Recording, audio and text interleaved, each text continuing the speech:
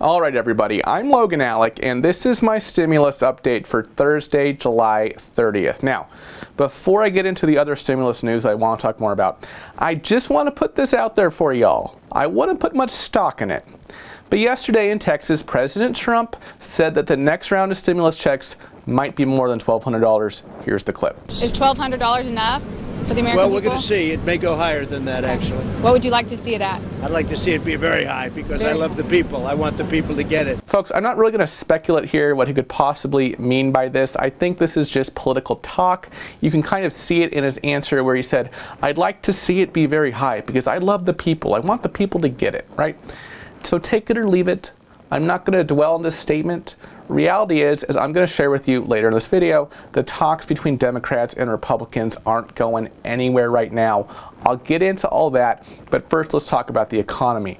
Big economic news right now is that the country experienced the worst quarterly economic contraction ever in the second quarter. That's this past April through June. Stock market is tanking on this news. This reality really shouldn't come as a surprise though, because hey, the entire country was on lockdown for much of Q2.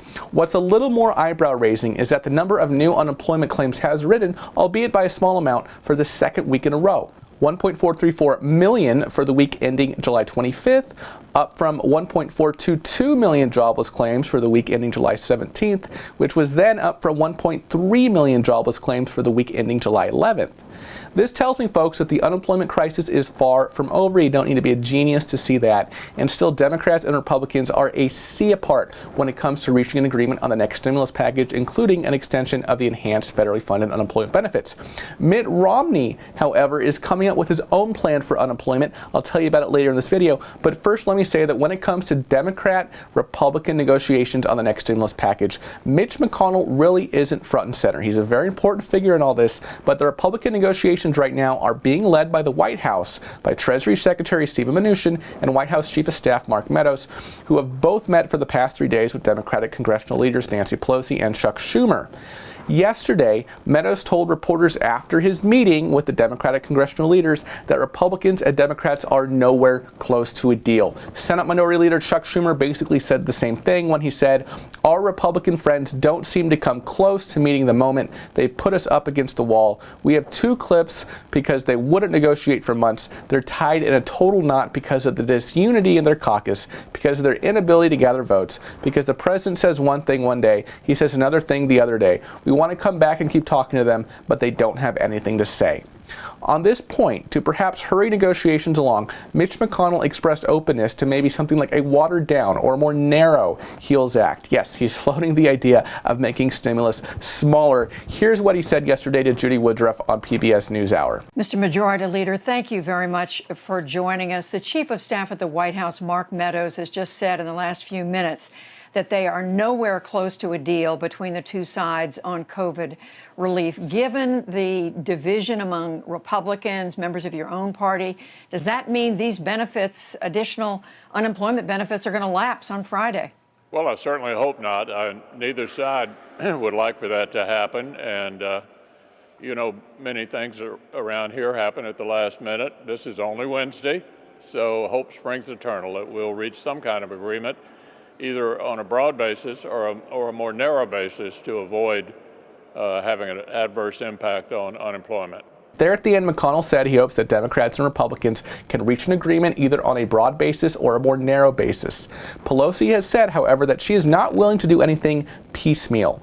Another good question that Judy had for McConnell was regarding food stamps. The HEROES Act, as we discussed previously on the channel, among other things, the HEROES Act would propose to increase both the minimum and maximum SNAP benefit per household through Q3 2021. Judy asked the Majority Leader about this, why there's no food stamps in the HEALS Act. Here's the clip. Let me ask you about a number of other things very quickly. Government reports are right now, Mr. Leader, that as many as 26 million Americans, most of them with children, say they aren't getting enough to eat these days. We know that for very young children, that can be incredibly harmful. The Democrats' plan right now increases food stamp or SNAP benefits by 15%. The Republican proposal would not extend those increased benefits. Why not? Well, I'm sure when we sit down to talk to the Democrats, that'll be an area we discuss. But of course, one thing that's extremely important to make sure children are well fed is to get them back in school. And we actually put more money in our proposal than House Democrats for education. That's both K through 12 and college.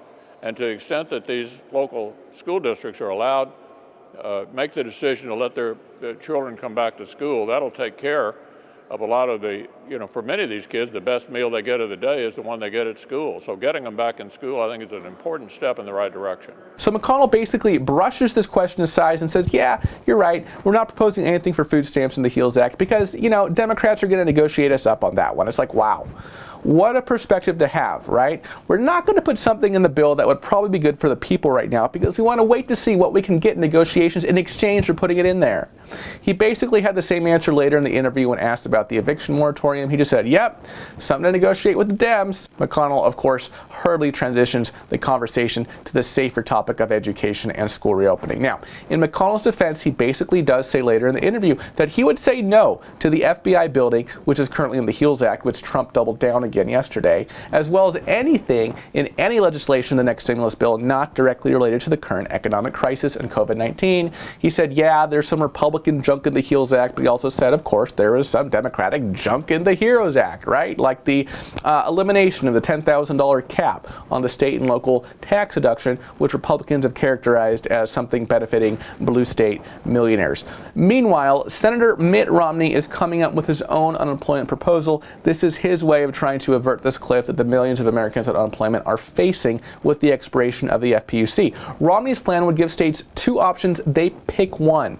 First option is people get 80% of their initial wages, right, lost wages, combined fed and state, and it's up to the state's discretion to determine whether or not their technology could handle that efficiently. Second option under Romney's plan is to make the federal boost $500 per week in August, $400 per week in September, and $300 per week in October, and hopefully by November we'll have figured something else out.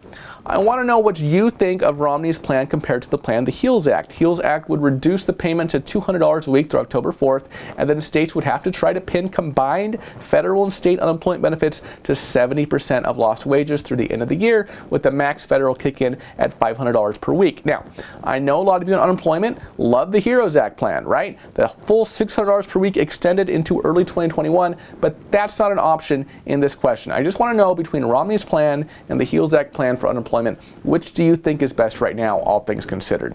In terms of the CARES Act eviction moratorium that expired last Friday, although Trump mentioned extending it earlier this week, according to Larry Kudlow, the White House is still studying the effects of extending the moratorium. We know the moratorium is not in the Republican HEALS Act. All right, everybody, that is my stimulus update for today. Thank you so much for watching.